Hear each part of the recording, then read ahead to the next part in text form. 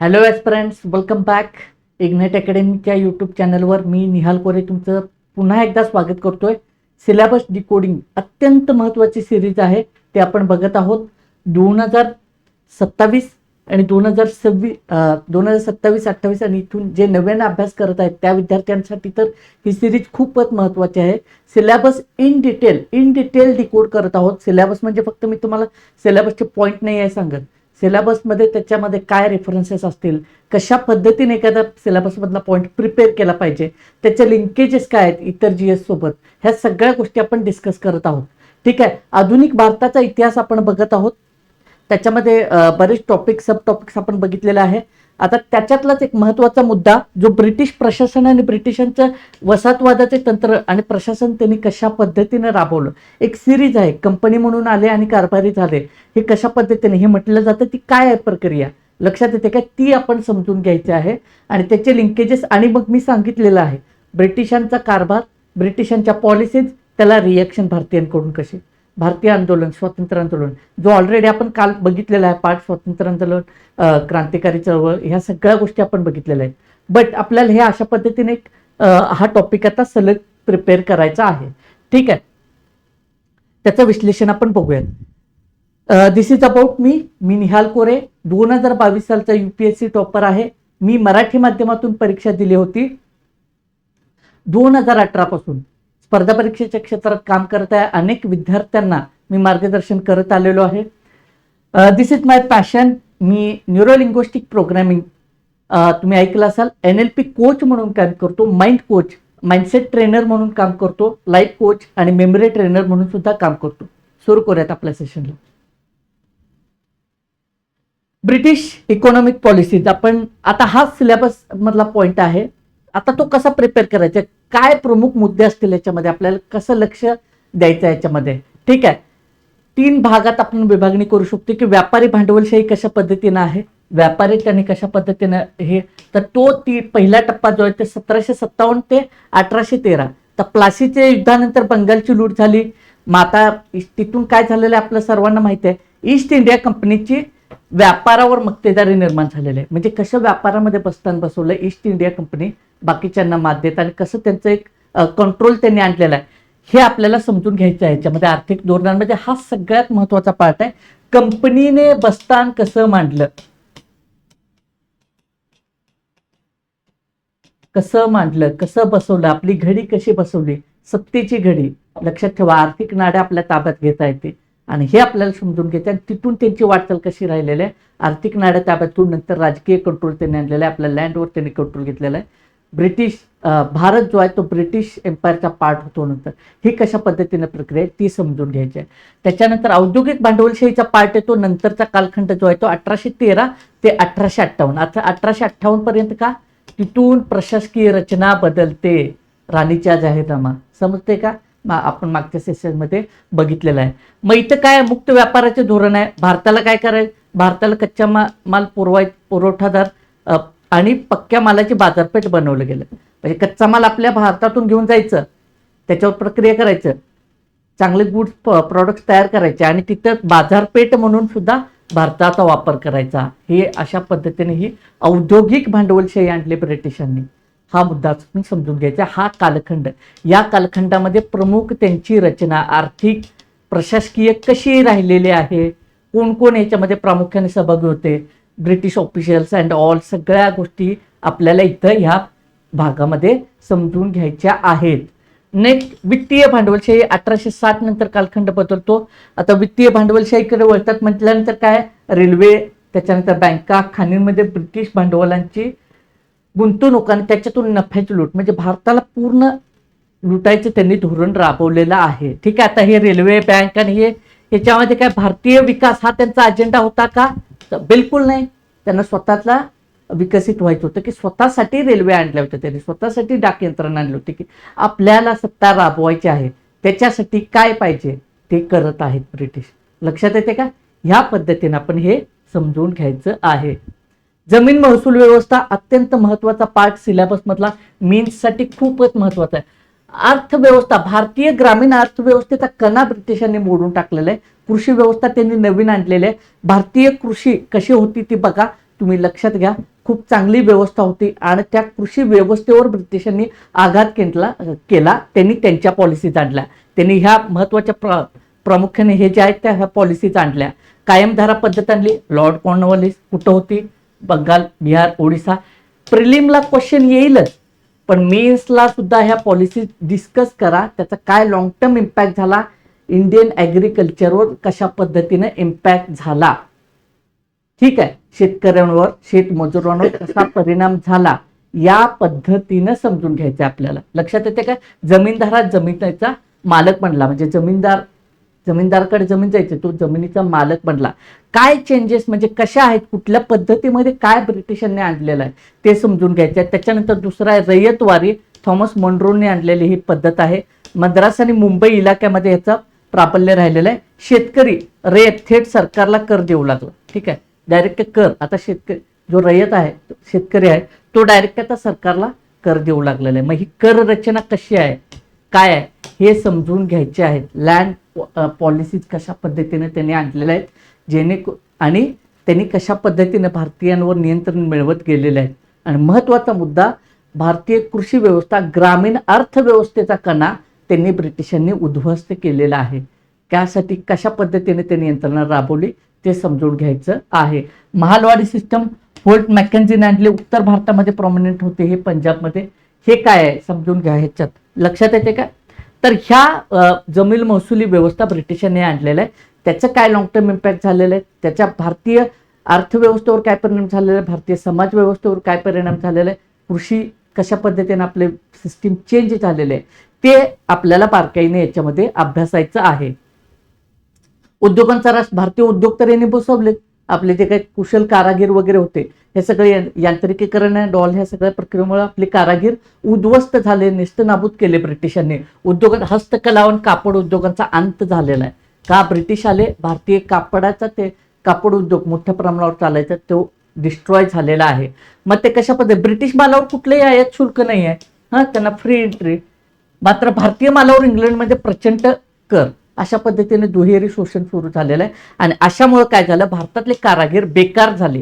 आता ब्रिटिश मालावर आयात शुल्कच नाही ना, त्यांचा माल डायरेक्ट एंट्री यायला लागला, आणि भारतीय माल बाहेर चालला की त्याच्यावर त्यांना जे काय तो कर, प्रचंड कर, आणि फक्त साधा कर, एकदम प्रचंड प्रमाणावर कर द्यायला लागत. मग ह्याच्यातून काय झालं की कारागीर व्यवस्था, जे काय भारतातलं जे काय व्यापार होता तो डिस्ट्रॉय झाला, आणि परिणामी काय झाला, कारागीर बेकारीमध्ये गेले, कारागीर बेकार झाले. हे समजून घ्यायचे कशा पद्धतीने हे ह्याच्यावर लॉंग टर्म इम्पॅक्ट झालेला आहे. आणि शेतीवरील लोकसंख्येचा भार वाढला अतिरिक्त. पूर्वी ज्यावेळी 4 लोक करायचे असतील तर हे कारागीर बेकार झालेले हे पण शेतीमध्ये आले, आणि अशा पद्धतीने कृषीमध्ये ताण वाढला, शेतीमध्ये ताण वाढला, लोकसंख्येचा ताण वाढला, आणि अशा पद्धतीने परत ते सायकलमध्ये, ट्रॅपमध्ये अडकत गेलो, आणि आपली अर्थव्यवस्था अधिक बिकट होत गेली. हे समजून घ्या. अशा पद्धतीने हे जे मुद्दे मांडतोय हे आपल्याला मीन्समध्ये लिहायचे आहेत, ठीक आहे. शेतीचं व्यापारीकरण करण्यावर भर दिलेला आहे. आता व्यापारीकरण कसं केलं, अन्नधान्य यांनी सोडलं, आणि नगदी पिके जसं की नीळ लागवड, लक्षात येते, नगदी पिके, व्यापारी पिकांवर ब्रिटिशांचा भर, व्यापारी आहेत ते, लक्षात येते का. त्यामुळे त्यांनी काय केलं, अन्नधान्याऐवजी नगदी पिके घेण्यावर त्यांनी भर दिलेला आहे. शेतकऱ्यांची सावकारी पाशात अडकवणूक झाली. का? आता हे नगदी पिके लावायचे आहेत, मोठ्या प्रमाणावर भांडवल पाहिजे, शेतकरी काय करणार, सावकाराकडे जाणार, कर्ज घेणार, सावकारी पाशामध्ये अडकणार, आणि परत काय झालं, ब्रिटिशांना परत भरमसाठ कर द्यायचा आहे, ठीक आहे, त्यांना शेतकऱ्यांना परवडणार झालं. परत मग वारंवार पडणारे दुष्काळ आणि ह्या सगळ्या गोष्टीमुळे पीक उद्ध्वस्त व्हायला लागले. परत मग त्या कर्जबाजारी झाला. विशियस सायकल आहे आपल्याला टर्मिनॉलॉजी वापरलेलं आहे, दुष्चक्र. त्या दुष्चक्रामध्ये शेतकरी अडकलेला दिसून येतो. हे शेतीच्या व्यापारीकरणाचे दुष्परिणाम झाले, आणि अशा पद्धतीने शेतकरी देशोधडीला लागला ब्रिटिश व्यवस्थेमध्ये. पिके काय होते प्रामुख्याने, हे व्यापारी पिकामध्ये नीळ, कापूस. आता कापूस त्यांना कापड तयार करायचे होते, मँचेस्टरला पाठवायचं होतं, या सगळ्या गोष्टी. चहा, अफू आणि ताग याच्यावर त्यांनी भर दिलेला आहे ब्रिटिशांनी, या व्यापारी पिकांवर. आणि आपले अन्नधान्य जे पीक होते ते त्यांनी पूर्णपणे रिप्लेस करून ह्या व्यापारी पिकांवर ब्रिटिशांनी भर दिलेला आहे. शेतीचं पूर्ण व्यापारीकरण करण्याचं धोरण त्यांनी राबवलं. संपत्तीचे वहन, दादाभाई नौरोजींचं थिअरी आपण बघितलेलं आहे. संपत्ती वहनाचा सिद्धांत, drain of wealth theory, poverty and un British rule in India ह्या त्या पुस्तकामध्ये त्यांनी संपत्ती वहनाचा सिद्धांत वारंवार उल्लेख केलेला आहे. ब्रिटिश इकॉनॉमिक पॉलिसीबद्दल आन्सर लिहिताना तुम्ही ह्या बुकचा रेफरन्स हा पॉईंट मेन्शन करायला विसरू नका. मोस्ट इम्पॉर्टंट पार्ट आहे. ठीक आहे. भारतीय संपत्ती कसं आहे बघा, ब्रिटिश अधिकाऱ्यांचे आता भारतीय संपत्तीचे ड्रेनिंग कसं व्हायला लागलं, कुठं कसे भारतीय संपत्ती चालले बघा. आपण आर्थिक कचाट्यात कसं अडकत चाललोय बघा, किंवा आपल्यावर अर्थ ताण कसं यायला लागलाय बघा. बघा ब्रिटिश अधिकाऱ्यांचे पगार पेन्शन आपल्या पैशातून जाणार, इंग्लंडमधून घेतलेलं कर्जावरील व्याज आपल्या पैशातून जाणार, रेल्वे गुंतवणुकीवर दिलेला हमी नफा जो आहे तो जाणार, रेल्वे मधला जो काय नफा आहे तो तिकडेच जाणार. ब्रिटिश अधिकाऱ्यांचे पगार अँड ऑल. लष्कराचा खर्च सगळ्यात महत्वाचा, हा लष्करी खर्च भारतीयांच्या तिजोरीतून व्हायचा, भारताच्या पैशातून व्हायचा, आणि ते हा जायचं ह्याचं सगळं बेनिफिट जे आहे तो इंग्लंडला मिळत होता. अशा पद्धतीनं ह्याचा फायदा जो आहे थोडक्यात बघितलं तर रेल्वे वगैरे ह्या सगळ्या गोष्टीचा फायदा कोणाला होणार, ब्रिटिशांना. लष्कराचा फायदा कोणाला होणार, ब्रिटिशांना. पैसा खर्च कोणाचा होणार, भारतीयांचा. अशा पद्धतीनं आपण आर्थिक दुष्चक्रात अडकवत गेलेलो आहे. म्हणून काय, ड्रेन ऑफ वेल्थ म्हणजे आपल्या संपत्तीचा ड्रेनिंग होत चाललेलं आहे. पायाभूत सुविधांचा विकास, त्यांचं कॉन्ट्रीब्युशन काय राहिलेलं आहे हे आपण बघायचं आहे. ब्रिटिशांनी रेल्वे बांधले, रस्ते बांधले, बट मुख्य हेतू काय होता, भारतीयांचा विकास किंवा भारतीय विकास करणं हा होता की नाही. त्यांच्या सोयीसाठी अगदी टपाल व्यवस्थेपासून तार यंत्रणेपासून रेल्वे यंत्रणा ही सगळे आणली. ती कशासाठी आणली, भारतीय विकास अजेंडा नाही तर ब्रिटिश हित होतं. त्यांना त्यांचं फास्ट जायचं आहे, सगळ्या यंत्रणा फास्ट करायच्या म्हणून त्यांनी ही व्यवस्था आणलेली आहे. सैन्याची जलद हालचाल करायची आहे त्याच्यासाठी रेल्वे सिस्टम आणलेलं आहे त्यांनी. अंतर्गत भागातून कच्चा माल बंदरापर्यंत पोहोचवण्यासाठी ह्या सगळ्या गोष्टी वाहतूक व्यवस्थेसाठी त्यांनी पायाभूत सुविधेचा विकास केलेला आहे. महत्वाचे मुद्दे काय आहेत, आता इथं अभ्यास करताना हा एवढा पार्ट मी डिस्कस केला. मीन्सला कशा पद्धतीने मुद्दे मांडता आले पाहिजेत ते मी सविस्तर सांगितलं. आता यात महत्वाचे मुद्दे काय येतील आपल्याला, आता या दरम्यानच्या कालखंडामध्ये वेगवेगळ्या विचारवंतांनी काय मांडलेलं आहे ब्रिटिशांबद्दल. मग अगदी आर.सी. दत्त, रानडेंची भाषणं आहेत, त्या भाषणांमध्ये ते कशा पद्धतीने ब्रिटिशांवर प्रहार करतात ते आपल्याला समजून घ्यायचं आहे. दादाभाई नौरोजींनी हा त्यांच्या पुस्तकांचा उल्लेख आपण मीन्समध्ये करायचा आहे. ब्रिटिश इकॉनॉमिक पॉलिसी आलं म्हटलं की तुम्ही दादाभाई नौरोजींचा त्या पुस्तकाचा उल्लेख करायचा आहे. आपल्याला लक्षात येते काय, इकॉनॉमिक हिस्ट्री ऑफ इंडियामध्ये आर.सी. दत्त यांनी मांडलेली मतं, ह्या सगळ्या गोष्टी आपल्याला महत्वाचे विचारवंत म्हणून समजून घ्यायचे आहेत. दुष्काळ आयोग, वेगवेगळे दुष्काळ आयोग आहेत, त्याच्यामध्ये कॅम्पबेल कमिशन, स्ट्रॅची कमिशन आणि लायन कमिशन हे 3 आयोग महत्वाचे आहेत. त्यांचं काय कॉन्ट्रीब्युशन कुठल्या काळामध्ये कुणाच्या ठीक आहे कुठल्या ऑफिसरच्या काळामध्ये हे आले होते, ह्या सगळ्या गोष्टी आपण घ्यायचा आहे. त्याचा रिपोर्ट, त्याचा अहवाल काय सांगितलेला आहे, ह्या सगळ्या गोष्टी. मीन्सला हे फॉर्डर पॉईंट असतात, मीन्सला तुम्हाला लिहायला हे कामी येतं. आधुनिक उद्योगांची सुरुवात करण्यावर त्यांनी भर दिलेला आहे. जसे की पहिली कापड गिरणी, पहिली ताग गिरणी. ऑब्विसली कापड आणि ताग ह्या सगळे शेतीचे त्यांनी व्यापारीकरण केलेले, कापूस निर्मिती आणि ताग निर्मितीवर भर दिला आहे. मग त्या अनुषंगाने त्याचं जे काय गिरणी उभारण्यात आलेलं 1853 आणि 1855 मध्ये कापड आणि ताग. ठीक आहे. तर हे सगळे मुद्दे अशा मुद्द्यांवर आपल्याला लक्ष द्यायचं आहे अभ्यास करताना. ठीक आहे. ब्रिटिश प्रशासनाचं काय बघायचं आहे, आता मी सांगितलं कंपनी म्हणून आले, व्यापारी म्हणून आले आणि कारभारी झाले. लक्षात येते का, मग व्यापारी म्हणून आल्यानंतर त्यांनी प्रशासकीय सुधारणा आणल्या, कंट्रोल आणलं, ब्रिटिशांचं नियंत्रण कसं आणलं ते समजून घेण्यासाठी हे 4 पिलर्स महत्वाचे आहेत. सिव्हिल सर्व्हिसेसमध्ये आर्मी, त्याच्यानंतर पोलीस दल आणि न्यायव्यवस्था, ह्या 4 पिलरवर त्यांनी कशा पद्धतीने 4 पिलरच्या आधारे कसं कंट्रोल मिळवलेलं आहे. नागरी सेवांच्या बाबतीत लॉर्ड कॉर्नवॉलिस यांचं कॉन्ट्रीब्युशन, कारण त्यांना भारतीय नागरी सेवेचा जनक म्हटलं जाते. क्वेश्चन आला मीन्सला की लॉर्ड कॉर्नवॉलिसला भारतीय नागरी सेवेचा जनक म्हटलं जातं, स्पष्ट करा. तर तुम्हाला त्यांनी केलेले जे काही सुधारणा असतील किंवा काय कशा पद्धतीने ते सिव्हिल सर्व्हिसेस, तर हे आपल्याला बघावं लागेल. 1853 नंतर स्पर्धा परीक्षा सुरू करण्यात आलेल्या आहे. हे मुद्दे आपल्याला समजून घ्यायचे. मीन्सला असा क्वेश्चन येतात, म्हणजे गव्हर्नर जनरल ओरिएंटेड क्वेश्चन येतात. लॉर्ड कॉर्नवॉलिस भारतीय नागरी सेवेचा जनक म्हटलं जातं, विस्तार करा, स्पष्ट करा, अशा पद्धतीने क्वेश्चन येऊ शकतो. आर्मी मध्ये कसं आहे, अंतर्गत उठाव मोडून काढण्यासाठी महत्वाचे पदे केवळ ब्रिटिशांकडेच होते, आपल्याला माहितीच आहे. ठीक आहे. भारतीयांचं प्रमाण ते नगण्यच आहे त्याच्यामध्ये. आणि त्याच्यामध्ये परत आणि वर्णद्वेष आणि ह्या सगळ्या गोष्टी आपल्याला इथं बघायच्या आहेत. मग अंतर्गत उठाव मोडून काढणे याच्यासाठी त्यांनी लष्करांची बांधणी केली होती. पोलीस दलाचं कशा पद्धतीनं राहिलेल्या बघा यंत्रणा, त्यांची कायदा सुव्यवस्था राखण्यासाठी पोलीस अधीक्षक हे पद कशा पद्धतीने त्यांनी निर्माण केलेलं आहे.